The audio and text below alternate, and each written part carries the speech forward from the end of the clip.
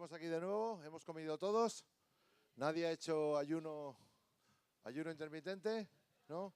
Bueno, pues no sé yo si... José Luis, ¿con esto podrás hacer algo o lo quito? Sí, lo sacamos, ¿no? Espera. Vale. Bueno, pues última conferencia de hoy.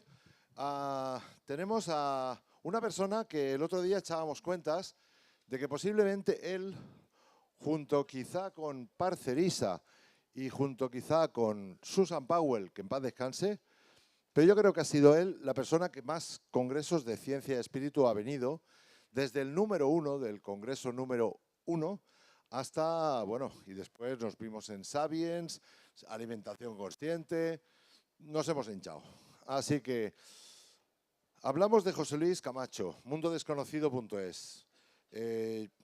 Una de las voces, yo diría, la más respetable dentro de la investigación alternativa, geopolítica, análisis de lo que realmente mueve los hilos. Y en este congreso nos presenta, bueno, quería preguntarte, creo que son 2,5 millones de personas que tienes. 2,800,000 personas que lo siguen. No estarán equivocados, ¿verdad? Y, bueno, una charla nos va a dar hoy que se llama pues, El Poder Secreto, donde revela estructuras ocultas, agendas silenciadas y fuerzas que operan por encima de gobiernos, medios y corporaciones. Fuerzas, ¿sí? ¿He dicho alguna? Bueno, vamos a hablar sobre una magia interior que el ser humano tiene y cómo hay fuerzas que quieren apagar esa magia, etc. Por ahí. Lo ha arreglado, está bien, ¿vale? Siempre hago lo mismo. Yo suelto ahí, pero ya está, vale. Pues nada, con José Luis el velo se descorre y lo invisible empieza a tomar forma. José Luis Camacho, de mundodesconocido.es.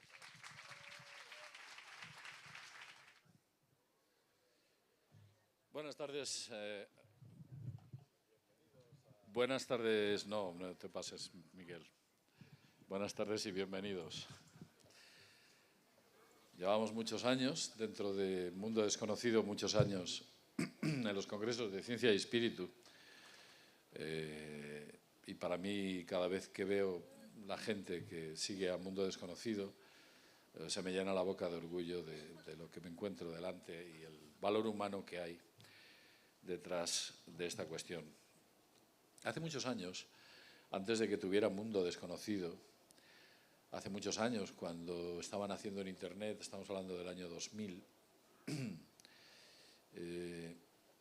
empecé a trabajar sobre una cuestión y era la modificación de todo lo que había alrededor nuestro para que jugara a nuestro favor. Posteriormente, años después, Rhonda Byrne sacó un maravilloso libro que se titulaba El Secreto, seguramente que vosotros... Mucho antes de Rhonda Byrne, daba mis pequeñas conferencias a través de videoconferencia. Las primeras videoconferencias que habían eran increíbles. Y hablábamos de este tipo de cuestiones. Posiblemente tenga guardado alguna de aquellas ponencias o algunas charlas que daba para un pequeño grupo de gente. Éramos unas 30 personas aproximadamente. En ellas recogía una magia histórica que el ser humano tiene en su interior, una magia que todos tenemos y que hay fuerzas que han intentado durante muchos años, muchas décadas, cientos de años, milenios, aplacar esa capacidad que tenemos, porque sería la perdición de esas fuerzas. Quiero decir, si todo el mundo conoce un secreto, deja de ser secreto, obviamente. En este caso ocurría lo mismo. El ser humano tiene un origen divino por el mero hecho de mantener una inteligencia, tener una espiritualidad y tener un alma, tener una conexión y unos sentimientos. Los animales tienen su pequeño universo también, su pequeña alma, su pequeño sentimientos, tienen otra forma de entender el mundo, más simple y quizás más cómoda para ellos. Pero nosotros somos seres bastante complejos, muy complicados. Nos han metido en una dinámica, alguien sabe por qué, para que toda nuestra espiritualidad y nuestra capacidad de crear abundancia, riqueza, y todos los beneficios posibles desaparezcan. Es digamos que algo que no ocurre de manera premeditada, o sea, que no ocurre de manera casual. Alguien ya desde hace mucho tiempo, entre otras cosas, por ejemplo, os puedo decir que las religiones se encargaron de distorsionar el lenguaje y el conocimiento inicial, girarlo y convertirlo no solo en un negocio, sino que además crear una dogma. Alguien diseña las guerras y las calamidades porque nos implantan alguna forma de genética, algo dentro de nosotros, una palanca que obliga a que los peores de nuestra especie dirijan a nuestra especie. Los que están arriba no tienen necesariamente que ser los mejores, de hecho, son los peores. Las crisis económicas han sido perfectamente diseñadas y planificadas por aquellos que tienen este tipo de conocimientos y, por supuesto, la historia ha sido manipulada, quedando de la misma pues una versión Disney de los hechos que nada se parece a la realidad. Cuando, por ejemplo, se habla de figuras históricas como puedan ser reyes, grandes monarcas, oligarcas, digamos que los historiadores, casi como los medios de comunicación, tienen la extraña tendencia a convertir a héroes en villanos y villanos en héroes. Nosotros nacemos de un primer problema. Alguien parece que manipula al ser humano y nos convierte en ese ser divino, nos conecta con la tierra. Y lo digo tal y como suena, la tierra es la madre, el sol es el padre.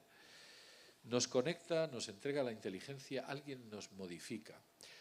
Sospecho que no es por las razones iniciales que muchos han pensado, como hablaban los antiguos Anunnaki, intentando buscar oro y utilizándonos como herramienta, los llamados Lulu, o otro tipo de entidades que nos utilizaban, por supuesto, y que existen, no en este plano, para extraer de nosotros una energía que les va fantásticamente bien, que es la energía del dolor, algo de lo que hablaba el insigne Salvador Freixedo. Pero algo que ha habido toda la intensidad posible para matarlo es la capacidad divina de poder crear abundancia, prosperidad, salud, riqueza y todo aquello que tenemos a nuestro alcance. Como ya he dicho antes, bueno, pues los falsos dioses que han sido modificados son esos dioses que nada corresponden a la creación del ser humano como divino. Las antiguas tradiciones mágicas se remontan, por ejemplo, en Altamira. Al de Altamira hablo en algunas ocasiones. Aproximadamente está ubicada entre el año 11.000 o estuvo operativa entre el 11.000 y el 36.000 antes de Cristo. Como veis, estamos hablando de épocas muy antiguas.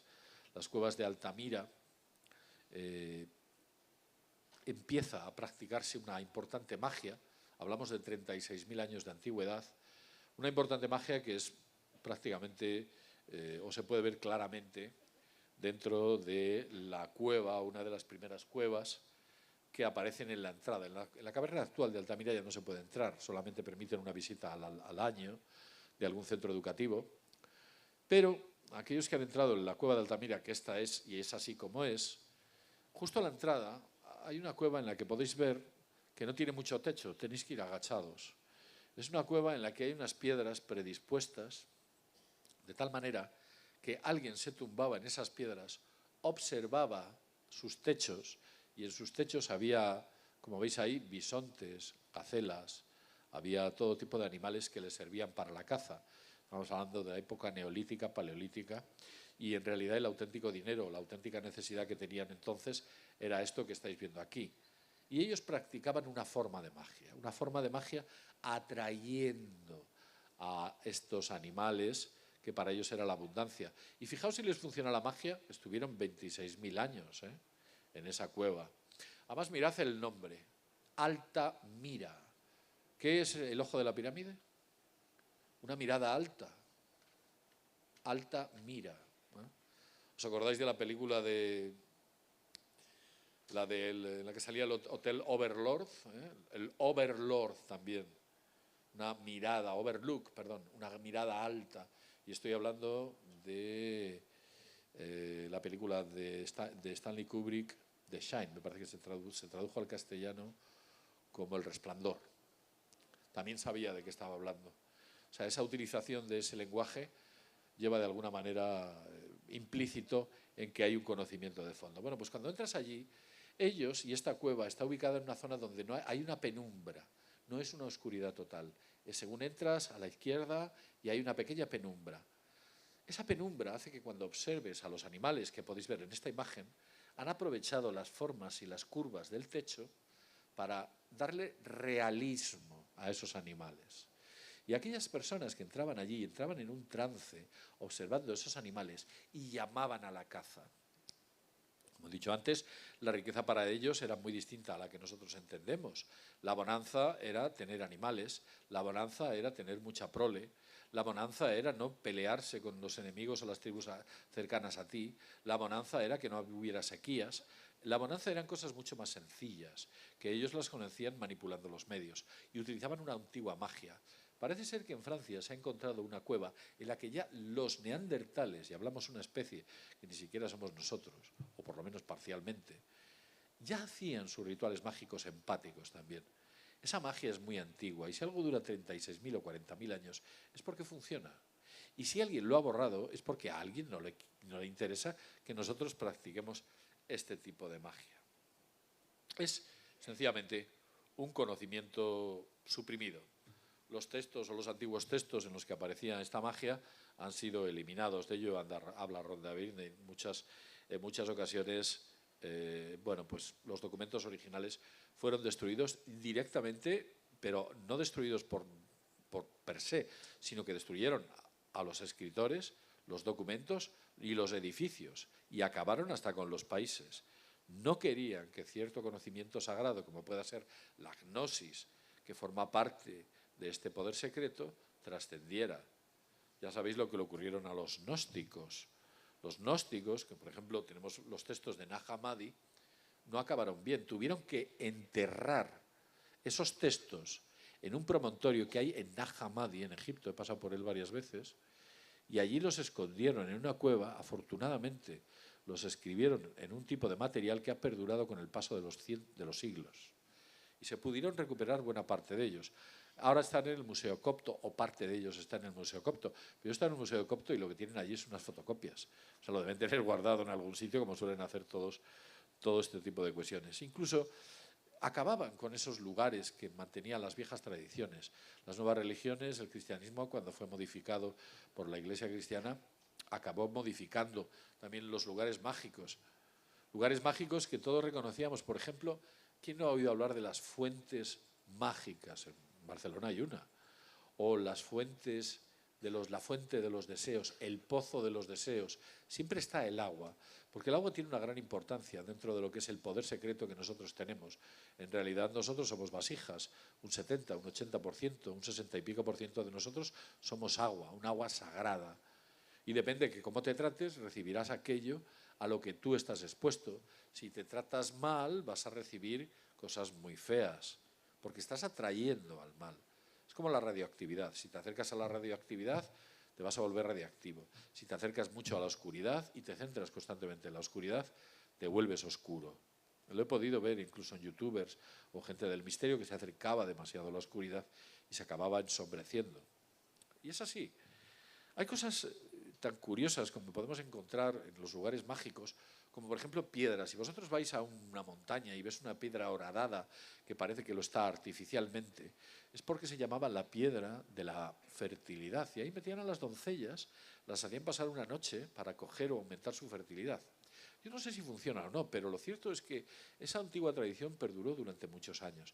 Es como que la madre naturaleza entregara alguna forma de magia a aquellas mujeres y las permitía tener esa fertilidad tan valiosa para lo que era todo lo que es el grupo y la comunidad en la que vivían.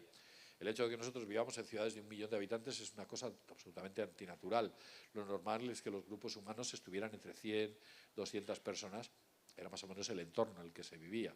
Más allá de eso, era muy difícil encontrarlo. Como he dicho antes, ha habido muchos textos que desaparecieron. Hipatia de Alejandría, por supuesto, la biblioteca de Alejandría fue arrasada.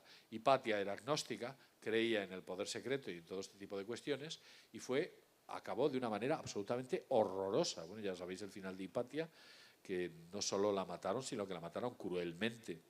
Tenemos a Pristiliano en España. Prisciliano, otro gnóstico, que practicaba el poder secreto, dentro de un cristianismo en el que se consideraba, había dos facciones, una que decían que era arriana o herética, y esa facción arriana o herética formaba parte del gnosticismo. Entonces, concretamente a Prisciliano, en el año 350, creo recordar, lo matan, acaban con él. Es llamado por engaños a Alemania a través de un papa que se llamaba Magno Clemente, que de Magno tenía lo justo y de Clemente prácticamente nada, y lo que hicieron fue cortarle el cuello a Prisciliano, a él y a los otros 12 que iban con Prisciliano, que luego se le trajo a España, se le enterró en Santiago y se dijo que lo que había ahí enterrado era Santiago el Mayor, me parece, uno de los apóstoles, y en realidad lo que ha enterrado es a Prisciliano. Prisciliano hacía unos ritos bastante peculiares, que nada tienen que ver con la Iglesia. Entre otras cosas, los ritos de Prisciliano eran bailaban el movimiento, hacían hogueras, hacían también, a las mujeres tenían una parte muy activa, había sacerdotisas, algo que para la Iglesia era absolutamente lamentable. A la mujer había que apartarla completamente de todo ese tipo de cuestiones, porque la mujer engancha de una manera mucho más potente con la espiritualidad, parece ser, que el hombre. Entonces el hombre apartó literalmente a la mujer. No querían este tipo de movimientos, como tampoco quisieron otro tipo de movimientos. Estos son los textos de Nag Hammadi, o lo poco que se ha podido recuperar. Esta es una alegoría de Hipatia de Alejandría. Y aquí podemos ver una escena en la que se puede ver cómo los cátaros fueron también arrasados, literalmente, porque seguían ese conocimiento, esa gnosis, ese conocimiento de ese poder secreto. Estos tuvieron un final absolutamente horroroso. Allí por el siglo XIII aproximadamente, pues los fulminaron de una manera espantosa, mujeres, niños, fue algo bastante duro. Antiguamente, y los antiguos imperios, también existían reinos literalmente de magos, como por ejemplo, y esto lo vais a conocer, ¿qué es lo que estáis viendo aquí? La famosa alegoría de los tres reyes magos. Los tres reyes magos. Los tres reyes magos vienen de un imperio, un reino, que era el antiguo reino de Magus, así se llamaba. Imaginaos Darío el Grande, que fue uno de los grandes emperadores de todo el Imperio Otomano. Darío el Grande lo que hace es que en el corazón de su imperio tenía un pequeño país al que temía muchísimo, que se llamaba Magus. Los que vivían en aquel país eran magos y temía mucho Darío el Grande a la venganza de los magos si intentase efectuar cualquier tipo de acción bélica contra los magus. De hecho, los magus, que estaban en mitad del reino o de aquel imperio otomano, los otomanos los llamaban el imperio Meda, los medas, porque estaban en medio. ¿Os acordáis del libro de J.J. Tolkien? El imperio medio, el reino medio, los medianos. Parece que bebe de algún lado también esta persona. Los medas, los aqueménidas, en el reino de Darío el Grande. Pues Darío el Grande comete el grave error de atacar a este grupo, este reino chiquitito. No tenía prácticamente defensas, más que defensas mágicas. Y además lo hizo con mucha hazaña. Metió allí a todo el ejército, o sea, lo hizo para que no quedara títere con cabeza y no pudiera haber respuesta. Pero los magos le hicieron un conjuro por el cual su imperio sería destruido por aquellos que venían del oeste. Y efectivamente fue destruido por Alejandro Magno, como ya sabéis, en múltiples batallas que Alejandro Magno iba ganando una detrás de otra con un ejército 4 veces menor y en un territorio que no era el suyo. Era algo milagroso. Parecía que se encontraban detrás. Pero este tipo de cuestiones la historia las ha fulminado. Hay la utilización de la magia por parte de los medas o de estos reyes magos que venían de Oriente, estaba muy bien plasmada dentro de los escritos de Zoroastro. De Zoroastro queda muy poco, porque Darío el Grande se encarga de destruir todo el zoroastrismo, que es donde partía gran parte de la magia. Solo nos quedan unos pequeños documentos de Zoroastro, Es curioso porque en aquellos documentos, incluso el propio Zoroastro decía que cuando él descubre el poder que habitaba en su interior, fue el día más feliz y más triste de su vida, porque se dio cuenta de que ese poder que nosotros tenemos te puede llevar al infierno más profundo y te puede llevar al séptimo cielo. Si te dejas de ver, si te dejas llevar por tus demonios, es allí donde irás, al infierno. Pero si te centras en la positividad, lo que hacemos será, o lo que se conseguirá es llevar o conseguir esa abundancia, ¿no? Esa abundancia a la que deberíamos estar adscritos todos porque tenemos derecho a ella. Aquí vemos a un tipo que seguramente conoceréis algunos, Giordano Bruno. Giordano Bruno también utilizaba la magia. Escribió textos. Os voy a decir lo que ponía en algunos de sus textos. La práctica, él decía lo siguiente: el mago debe conceder fuerte atención al trabajo de la imaginación. La imaginación construye la puerta al acceso a los afectos que pueden conmover a un ser viviente. Ya hablaba de la magia afectiva, ¿no? atrayente. Empezó ya allí, en el siglo XVI concretamente. Este hombre acabó muy mal, porque algunos de los que practican la magia acaban cayendo en su propio pozo profundo. ¿Por qué? Porque caen en sus miedos, el entorno les puede, se intoxican o se envenenan de algo que no deberían o a lo que no deberían acercarse. Bien, os podría hablar de los primeros magos que existen, los primeros en aplicar ese poder secreto, el secreto que habla Rhonda Byrne. En concreto, hablamos de Josep Mede, que es uno de los que no tenemos ningún tipo de referencia gráfica. Este que hay aquí no es Mede, es Richard Mead, que es un médico inglés que practicaba la magia en el siglo XVIII concretamente, y era un hombre absolutamente millonario. Aplicando la magia lo obtuvo todo. Os podemos hablar de Mesmer. ¿Quién no ha oído hablar de Mesmer? Mesmer, el mesmerismo. Mesmer fue el primero en aplicar el poder secreto de manera correcta. De hecho, eran tantas a las personas que curaba Mesmer, a las personas que daba riqueza, que ya tuvo que, era horroroso, le seguían por la calle y tuvo que magnetizar un árbol y decir: acercaos al árbol, tocadle y vosotros obtendréis aquella bondad que estáis pidiendo, riqueza, abundancia, salud. Eso es lo que hacía Mesmer y funcionaba. De hecho, Mesmer fue analizado por los científicos que había en la época francesa y no entendían cómo era posible que todo aquello de lo que hablaba Mesmer, que también era enormemente rico, lo hubiera conseguido. Ha habido otros, como puede ser, por ejemplo, vamos a poneros otro ejemplo. Este es William Walker Atkinson. Este fue abogado, comerciante, editor y ocultista. Este señor seguramente que os suene porque fue uno de los que escribió el Kybalión. ¿Suena el Kybalión? Uno de vosotros, los tres iniciados. Este es uno de los tres iniciados. Este hombre era fiscal de un estado de los Estados Unidos. Lo dejó todo para dedicarse a la enseñanza esotérica y a la enseñanza del poder secreto. Vivió en una gran abundancia, pero parece ser que al final de sus días, por causas que se desconocen, cayó en sus propios demonios y acabó viviendo en la pobreza. Eso le ha ocurrido ya a otros cuantos. Otro de los que encontramos, Walker Atkinson era fiscal de Pensilvania, lo tengo aquí, y efectivamente parece ser que él lo que tiene, o él cae en sus demonios por una cuestión de estrés. La persecución que había sobre este hombre, porque todo el mundo quería conocerle en aquella época, descubrir su secreto, descubrir todo tipo de cuestiones, bueno, pues le hizo caer en un estrés que al final lo perdió todo. Pero nos encontramos a otra figura. Este es muy conocido porque escribió un libro que se titula La ciencia de hacerse rico.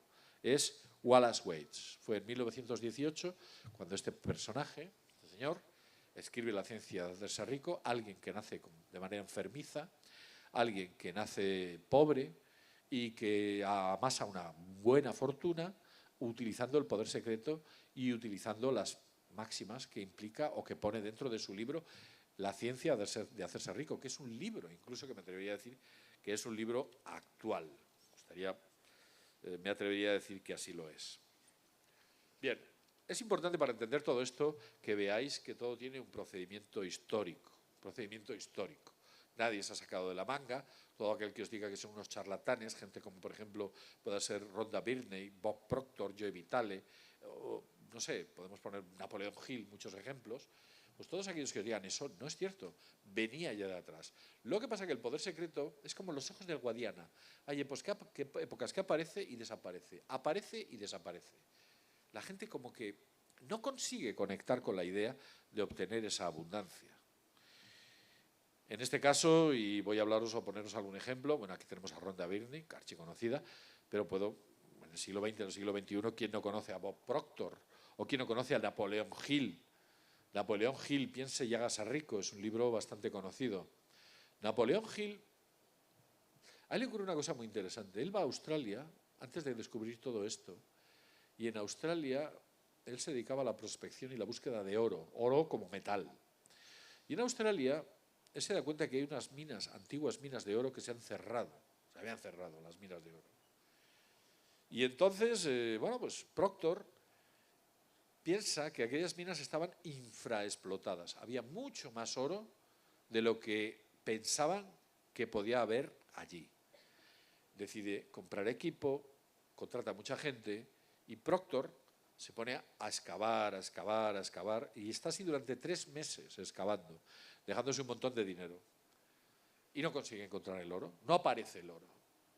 Proctor lo que hace es, ya viendo que se estaba metiendo en la ruina más absoluta, vende la mina de oro y sabéis que la empresa que compra la mina de oro encuentra el oro a 1 metro de distancia de donde lo había dejado Proctor. A 1 metro. Eso no lo derriba a Proctor. Y él empieza a desarrollar un poco una filosofía de por qué las cosas negativas suceden y por qué las cosas positivas suceden. Como que hubiera una especie de mecánica en el universo que hace que lo bueno llega y lo malo llega precisamente por unas u otras circunstancias. De ahí que él escriba Piense y hágase rico, aunque debería ser un libro que se debería haber titulado Siéntase o sienta y hágase rico, porque el pensamiento no crea, lo que crea realmente son los sentimientos. Otro de ellos, por ejemplo, Joe Vitale, quien no ha oído hablar del Ho'onopono. Ho'onopono, bueno, el famoso libro de Cero Límites, donde el doctor Ikalea Hewalen, él lo que hace es descubrir que utilizando una forma de proyección astral consigue modificar a todo un pabellón de psicópatas muy peligrosos que había en Hawái.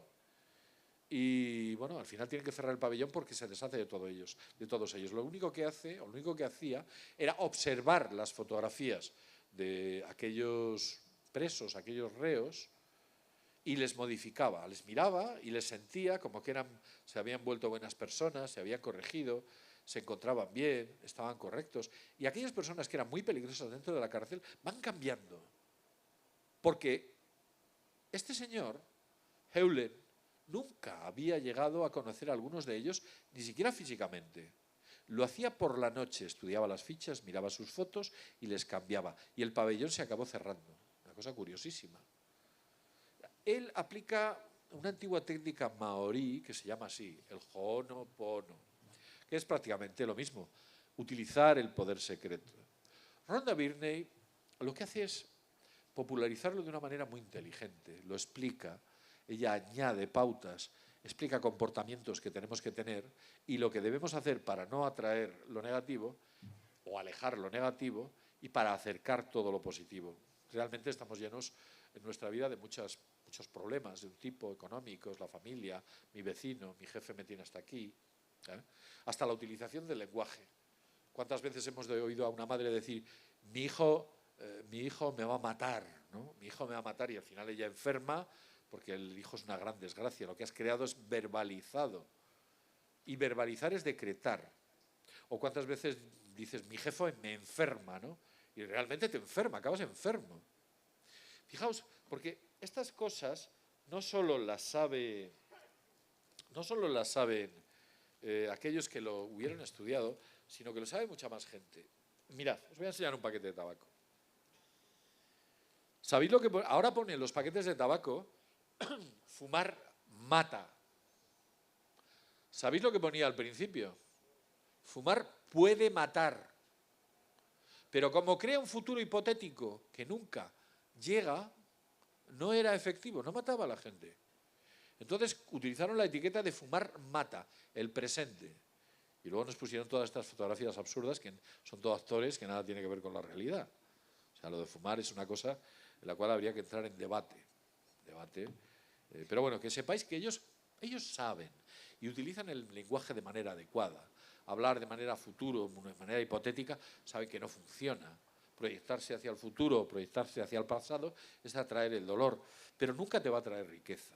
Entonces, digamos que, bueno, básicamente es una magia que ellos conocen y los centros de estudios sociológicos que se dedican a hacer estas cosas, porque estas cosas no las hace España, alguien las hace y las se reproducen alrededor del mundo. El mensaje, yo he visitado muchos países, es el mismo, pone lo mismo, fumar mata, allí donde vayáis. Hay curaciones milagrosas, hay curaciones absolutamente increíbles. Por ejemplo, bueno, Bruce Monteley encontró 180 pacientes, lo voy a contar, que tenían un dolor de rodilla, vamos a ponerlo aquí, este es el doctor, 180 pacientes que tenían un dolor de rodillas muy amplio, y él descubrió una cosa curiosa.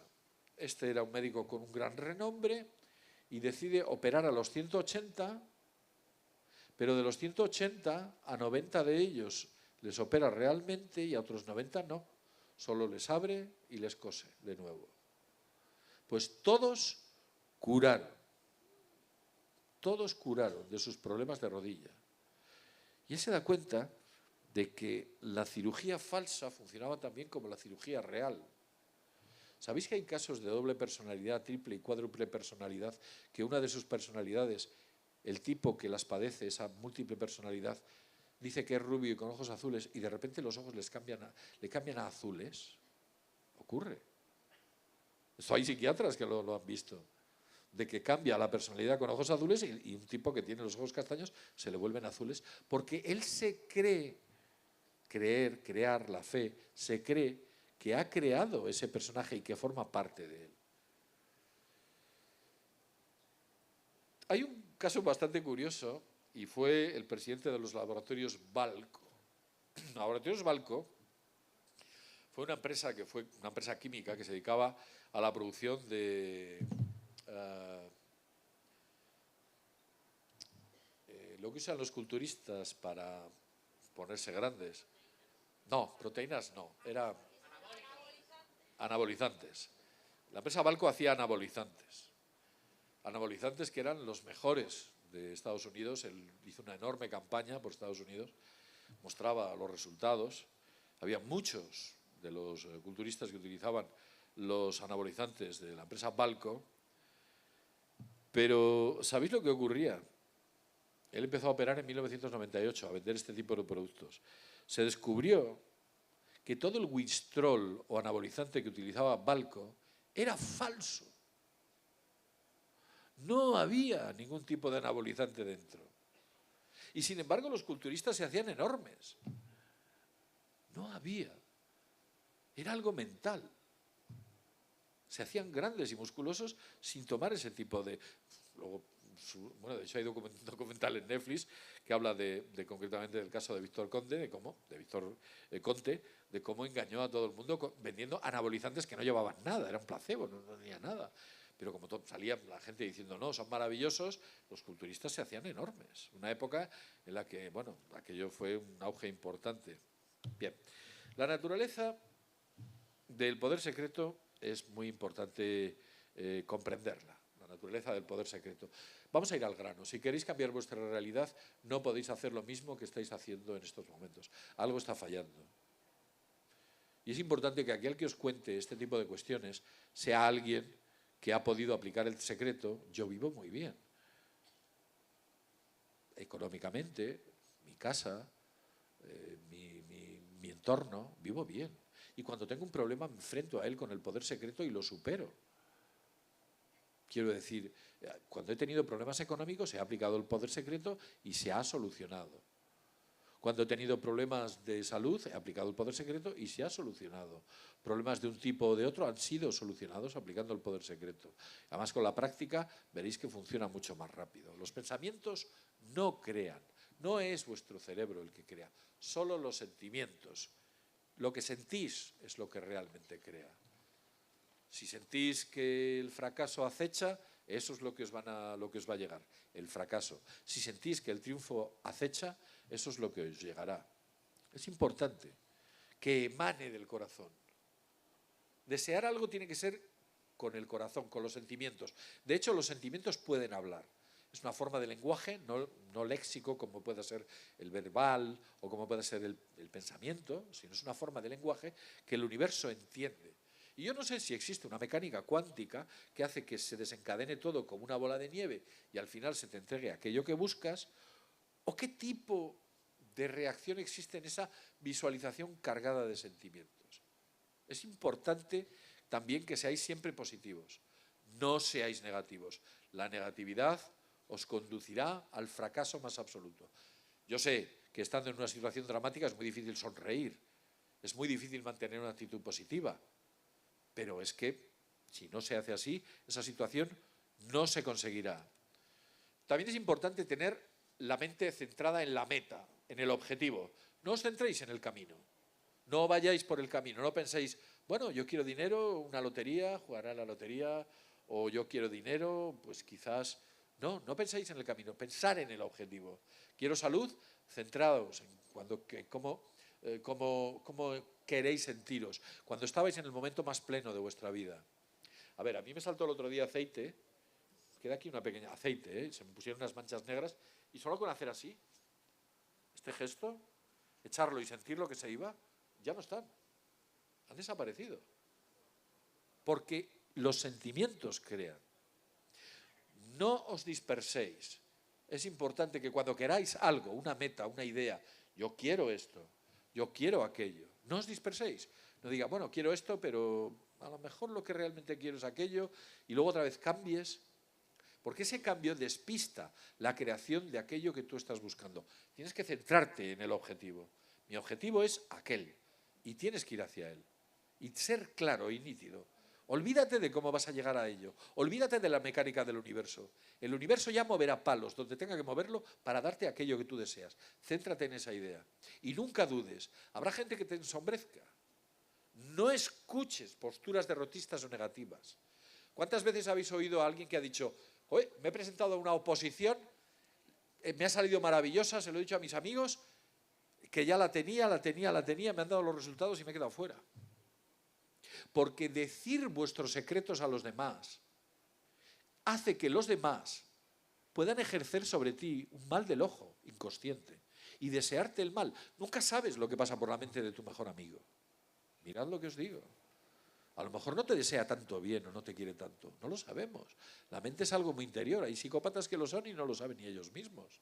Entonces, mantener en secreto el secreto. Por eso se llama así. Si no, no funciona. Si vais dispersando las energías, diciéndole a todo el mundo, yo quiero a esa chica de novia, nunca la vas a tener.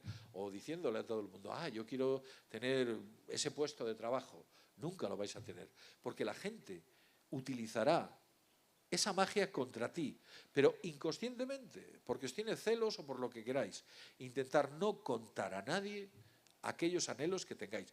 Sí que podéis si es gente muy cercana, muy aliada vuestra esposa, vuestros hijos quizás.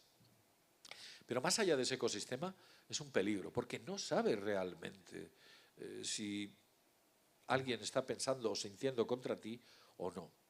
Entonces, cuando ya tengas la presa cazada, cuando ya esté en tu poder, sí, exprésalo.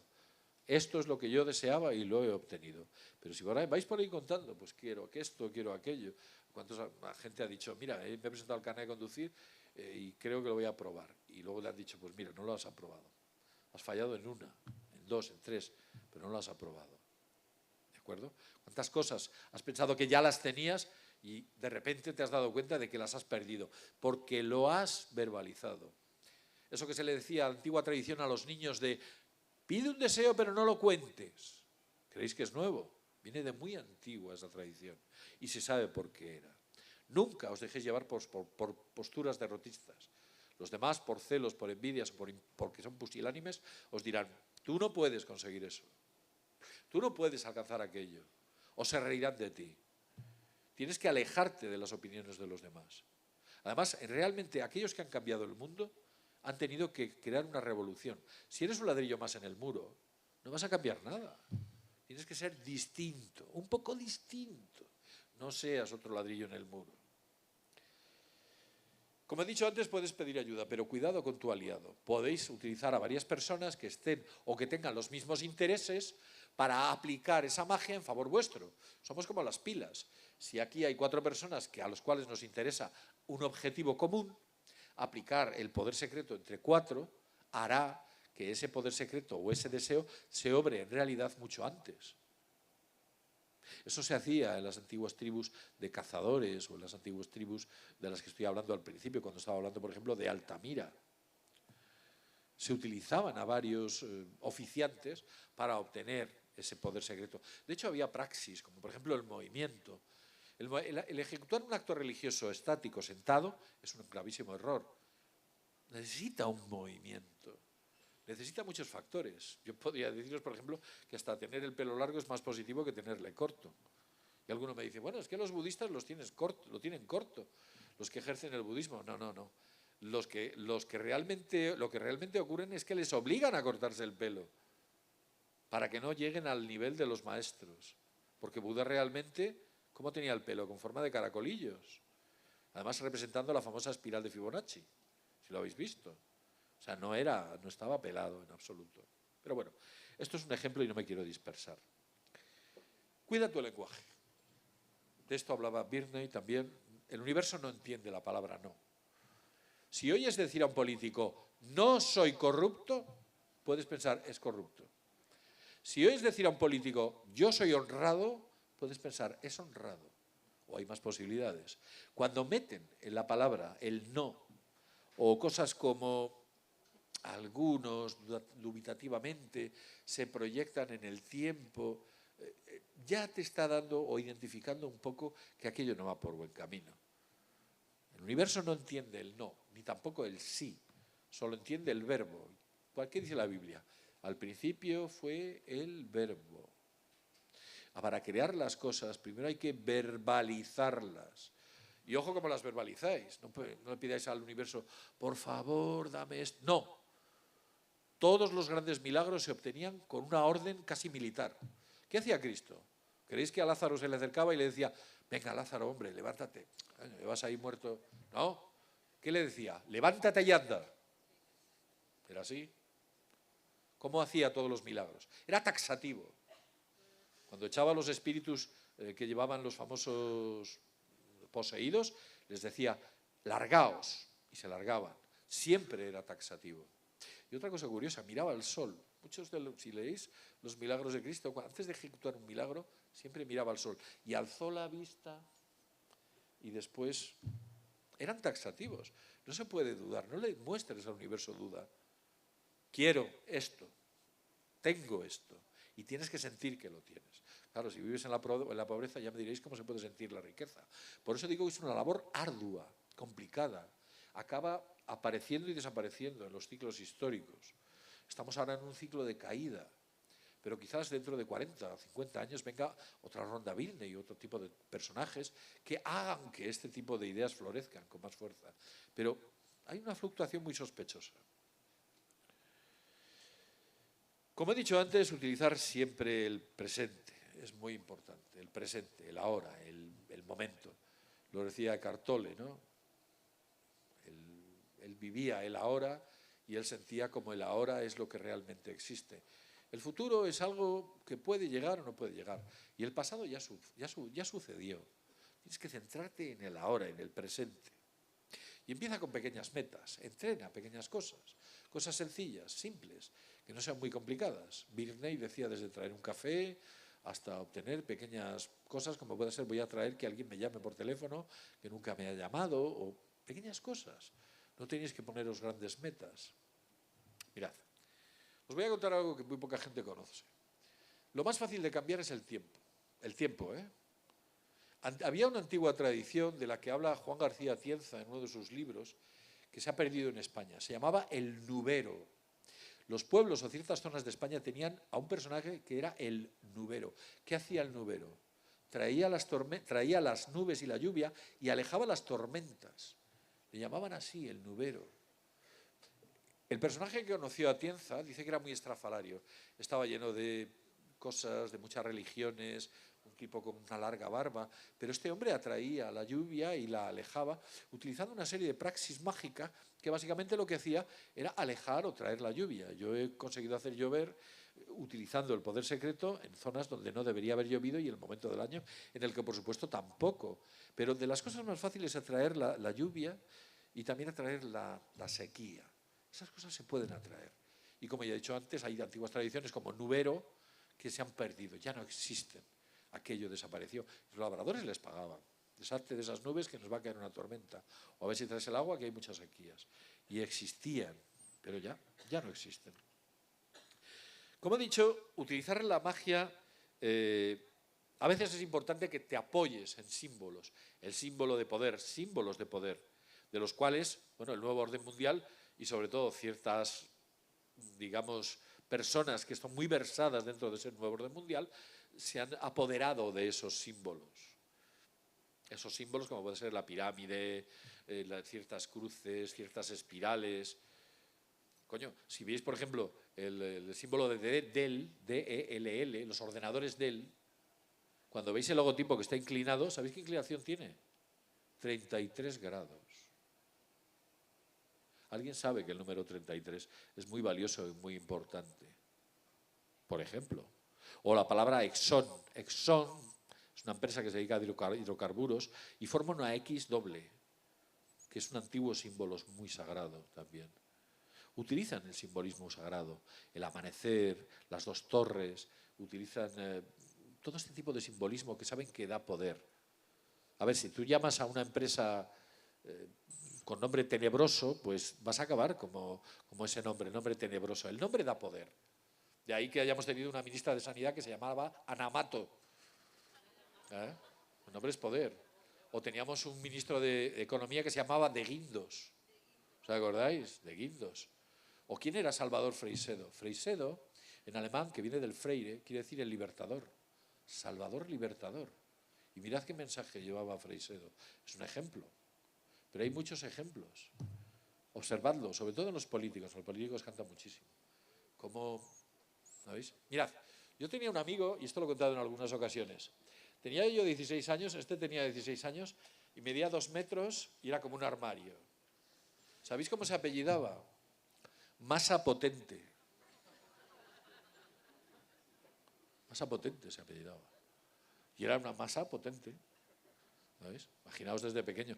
Aquello con lo que etiquetas se convierte, y eso lo sabía bien, por ejemplo, bueno, pues Masaru Emoto, con el agua. La etiqueta, el agua, nosotros somos agua, te pones etiquetas y te conviertes en aquello que te has etiquetado. Y si te llamas de una forma, pues ya sabes, cuando elijáis el nombre para vuestros hijos, por favor no lo llames Dolores. O sea, las estás haciendo una picia, ¿no? De ahí no me llames Dolores, llámame Lola, ¿no? Me parece que era algo así. No. Bien, la frecuencia del deseo no tenéis que estar todo el día deseando, sintiendo, queriendo, no. Con que lo hagáis aproximadamente un par de veces al día, una duración de 1 minuto, no más allá, haciéndolo de manera correcta y de manera potente y sintiéndolo, obtendréis aquello. Si no lo habéis obtenido en el plazo más allá de 1 mes, es que el universo ha decidido no dároslo. Pero por lo general hay un 80-90% de posibilidades de que el universo, si aquello que pedís es mínimamente normal, os lo dé. Os lo dé. Además, fijaos lo del agua. Es curioso. ¿No os habéis dado cuenta, por ejemplo, que vuestra madre hace el cocido pero no le queda como a tu abuela? No le queda igual. Y lo hacen igual. O aquel gran cocinero cuando hace espagueti, unos espagueti, que es que, o sea, no tienen nada. Le quedan riquísimos y al otro le quedan fatal.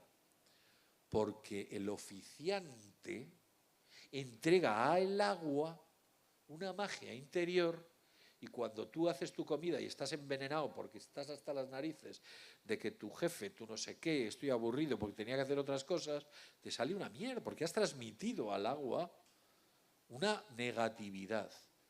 Pero tu abuela cocinaba bien porque lo hacía con amor, lo hacía a lo mejor porque la gustaba, cuando disfrutaba de su trabajo y tú te lo comías. O sea, realmente transmites.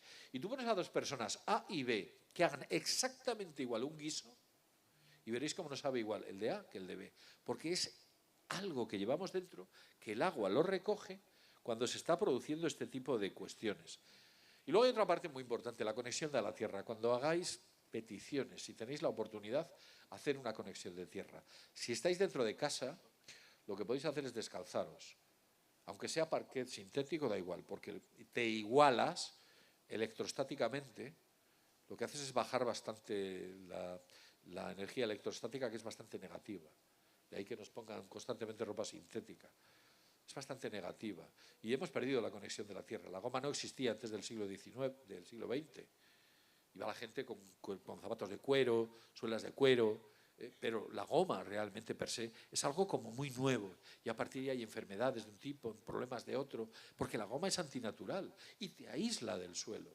Hace que tu carga electrostática sea... Os voy a contar una anécdota. Yo tuve un infarto. ¿Sabéis dónde me dio el infarto? En una cinta de correr. Esas máquinas se cargan electrostáticamente de manera alucinante. Y fue justo en el momento que estaba en la máquina y di al botón del ventilador. Me vino un chorro de aire ionizado y en ese instante noté el característico dolor que se siente cuando tienes un infarto. Además, es muy característico, ¿eh? Espero que no lo tengáis, pero el día que lo tengáis vais a decir, esto que tengo es un infarto. Es muy característico y os vais apagando. Yo afortunadamente tuve la suerte de pues recuperarme gracias al buen hacer de que tenemos cerca un centro donde me pusieron un stent, bla, bla, bla, pero la electricidad estática, evitarla, descargaos lo que podáis. No es buena.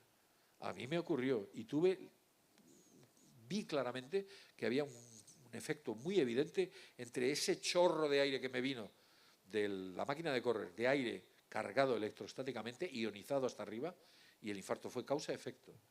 Además, fijaos qué curioso, estaba escuchando un vídeo de Demi Lovato que se titula Heart Attack. Ataque al corazón. Heart Attack, lo podéis buscar en YouTube, vaya. Sí, y me dio. Estaba escuchando Heart Attack. O sea, un poco que veáis que aquello de lo que nos rodeamos es lo que somos. Básicamente, si te rodeas de cosas buenas y positividad, lo tendrás. Pero si te rodeas de cosas malas, gente negativa, también vas a tener cosas muy negativas. La magia es muy importante. Es muy importante que se aplique correctamente. Muchos lo aplican inconscientemente, tienen esa capacidad innata, no lo saben y lo aplican. Otros tienen que aprenderlo, estudiarlo, entenderlo.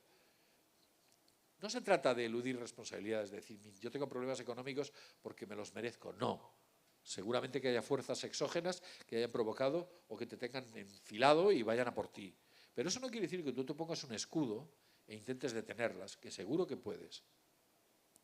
No voy a decir que si intentan acabar contigo, acaba tú con ellos, aunque yo sinceramente es lo que haría. Porque a un enemigo que no puedes derrotar, lo tienes que al final utilizar otro tipo de técnicas mágicas. No voy a entrar en anécdotas porque se está grabando todo esto. Entonces, es un poco explicaros que tenéis la capacidad de cambiar el mundo. No hace falta que hagáis grandes meditaciones, sino sencillamente que sintáis de manera correcta y que no os proyectéis hacia el futuro, que eso es dolor, ni os proyectéis hacia el pasado, que eso es dolor. Vivimos la mitad de la vida pensando en lo que nos va a suceder y en lo que nos ha sucedido. No hagáis eso.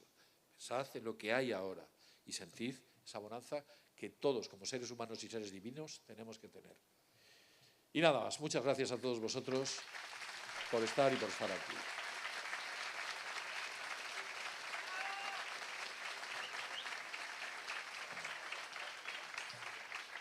Gracias.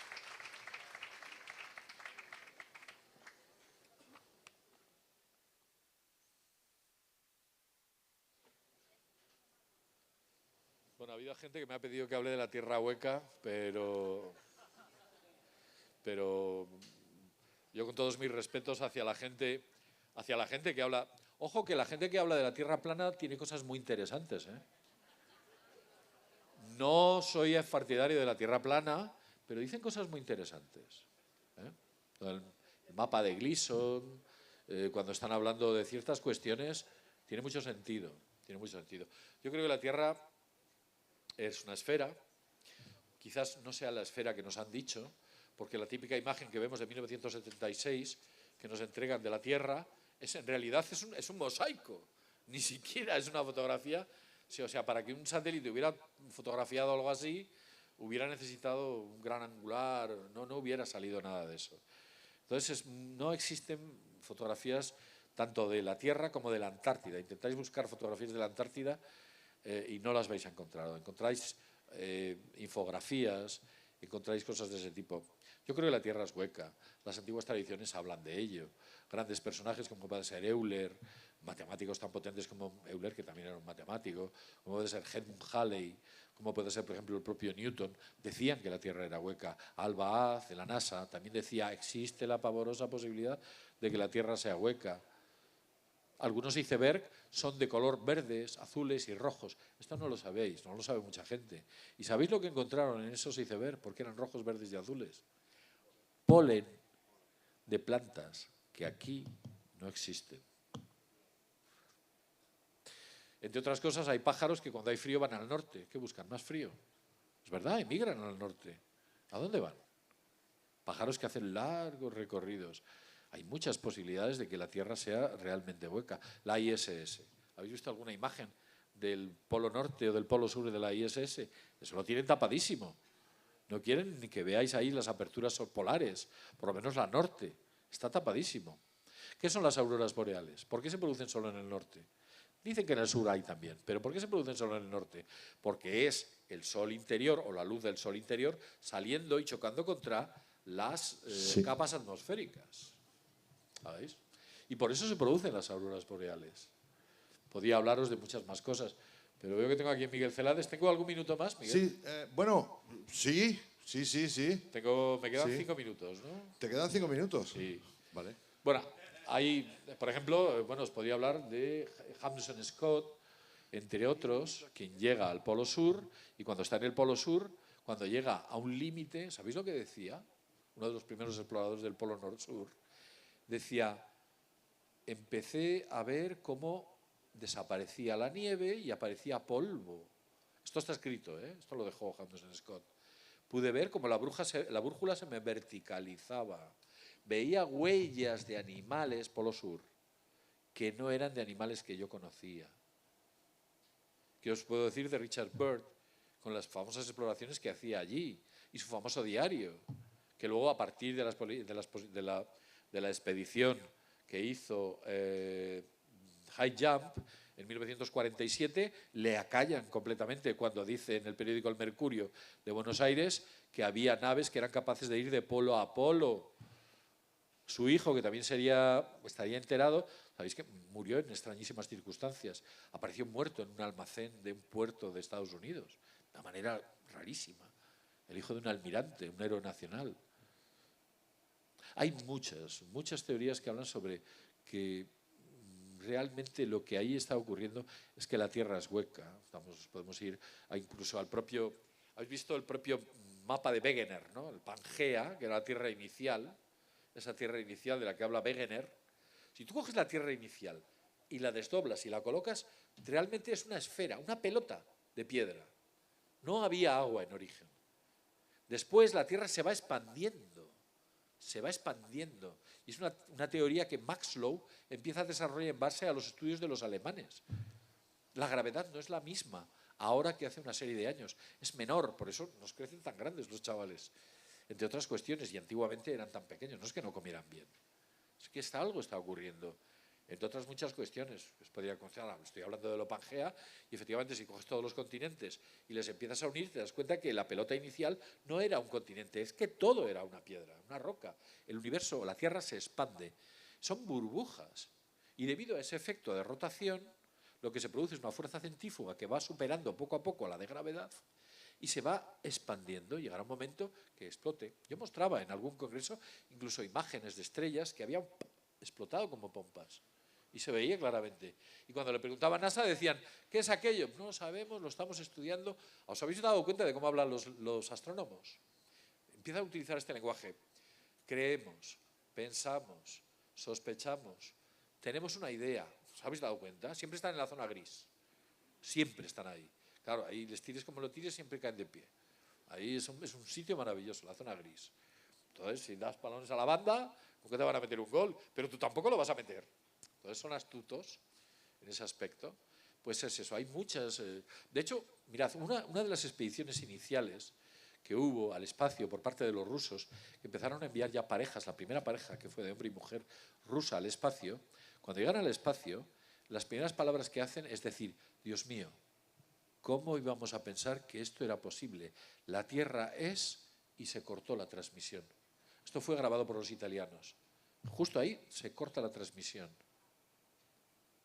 O sea, es que hay muchas ideas. Las antiguas tradiciones, por ejemplo, de las islas como puedan ser Spitsbergen, o, ¿qué os diría yo?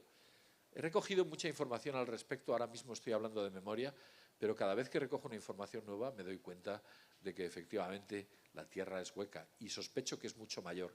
Los terraplanistas hacen investigaciones muy interesantes. Por ejemplo, ellos lanzan un láser que recorre 40 kilómetros y en esos 40 kilómetros es imposible por la curvatura de la Tierra original que el láser mantenga esa curvatura. Y sin embargo, ahí está, aparece. Entonces damos por hecho de que o bien la Tierra es plana o a lo mejor es mucho más grande. ¿Habéis visto la Luna? Es una anomalía, no debería estar ahí. ¿Por qué un cuerpo tan grande está ahí? Sin embargo, si hacemos una proporción de todos los planetas que tienen lunas, existe una proporción matemática. Pero la Luna es que es un auténtico desfase. Es una locura que un cuerpo tan grande esté ahí dando vueltas. Solamente la Luna sería correcta si el tamaño de la Tierra sería como el tamaño de Urano. Además, la Antártida, la parte sur, tiene todas sus costas. Si las mides, te dan 40.000 kilómetros, que es exactamente la circunferencia de la Tierra. ¡Qué casualidad! No se puede ir a la Antártida, no nos dejan. A la Antártida te piden un seguro, previsión de fondos, tienes que pagar tu rescate aunque no se produzca, tienes que tener una forma física determinada, tienes que tener un proyecto científico avalado y aprobado por alguna universidad, tienes que tener la aprobación de 3 países, porque sabéis que la Antártida está dividida y hace falta la división del país al que vas y las dos de los 2 países que hay al lado. Que a lo mejor uno te dice que no o usted no viene aquí. Sin embargo, por ejemplo, cuando fue John Kerry a la Antártida el día antes de las elecciones, del cual era él el jefe de campaña de Obama, y se fue a la Antártida el día anterior. ¿Sabéis lo que dijo? Que iba a ver cómo iban los estudios y los trabajos del pingüino emperador. ¿Pero qué me estás contando? O sea, eres director de la campaña electoral. Tuvo que seguir en el vuelo la campaña electoral, en el vuelo, porque iba a ver al pingüino emperador. Anda ya, hombre, no me llames imbécil. Llámame lo que quieras, pero desde luego esto no funciona así. O el propio, sabéis que estuvo allí también, bueno, podríamos hablar de muchas cosas. No os creáis nada de lo que os cuentan, la llegada del hombre a la Luna, que todo es un desfase mental. Ayer leí un artículo que dice, se ha descubierto que hay un bombardeo de micrometeoritos que hace imposible la llegada del hombre a la Luna. Ah, pero si estuvieron 5 veces. Pues no, ahora ya no se puede. Micrometeoritos, que además te atraviesan de una manera absolutamente increíble. Pues es el estudio. ¿Ha trascendido ese estudio? ¿Lo habéis leído en algún lado? ¿O el que lo ha puesto se ha preguntado ¿y cómo demonios llegamos con naves con 3 milímetros de aluminio de grosor a la Luna? Y bueno, ya si veis el Eagle es como la barraca de Blasco Ibáñez. O sea, es aquello es imposible, aquello estaba remachado, tenía cinta adhesiva, por el amor de Dios, pero si aquello... O sea, ¿realmente lo analizáis? La teoría más potente que tiene ahora mismo la ciencia para decir que la Luna, que hemos llegado a la Luna, es porque dicen que dejamos unos espejos allí y que hay un láser que tú lo apuntas y rebotan. Pero lo que no te cuentan es que antes de poner ese láser, antes de poner los espejos, los láseres siempre se rebotaban en la Luna, debido a su albedo. Pero ese dato se les olvida. Dicen que se rebota por los láser. A ver, ¿cómo demonios apuntas a un láser, a un espejo así a 200 y pico mil kilómetros? O sea, no tiene sentido. Hay que ser un poco... No os creáis nada. Y estoy hablando de esto, os puedo hablar de la política, os puedo hablar de la economía, os puedo hablar de la historia, os puedo hablar de cualquier tema. La mentira está ahí. Solo tenéis que encender un medio de comunicación para que os cuente una versión de los hechos que solamente satisface a los intereses de la cadena que os está distribuyendo esa información. Y tus intereses no van a coincidir con los de ella. siempre te hará creer otra cosa. Yo hice un estudio de los partidos de tenis, un estudio bastante avanzado, y me di cuenta de que el 70% de los partidos de tenis estaban amañados. Un jugador de tenis vive 10 años y necesita 10 años ganar mucho dinero. Y la única forma de conseguirlo no es ganando la Roland Garros, es utilizando este tipo de estrategia. Ojo con lo que estoy diciendo, que luego ya sabemos lo que hay. También lo dicen otras cosas. No os creáis la verdad. Hice estudios sobre, por ejemplo, las loterías y me llevé también una gran decepción. Hay una cosa que se llama el flujo natural de los números, en lo que es la ciencia de los números aleatorios, y la lotería, vamos, lo más alejado que hay es la lotería, el euromillón y todo este tipo de cuestiones, de ese flujo natural de los números que desarrolló un matemático soriano. Se echaba las manos a la cabeza y decía, pero si no hay por dónde cogerlo. Y hay muchas más cosas. No os creáis nada. La verdad, al final lo tenéis cerca. Vuestra mujer, vuestros hijos, la gente cercana que ya conocéis. Ahí está la verdad. Pero en el momento que te vas 25 metros más allá, alguien te va a contar algo que obedece a sus intereses, pero nunca a los tuyos. Bueno, lo voy a dejar aquí, que ya he hablado bastante y ha sido un placer teneros a todos vosotros. Gracias, José Luis. Muchas gracias. De Mundo Desconocido.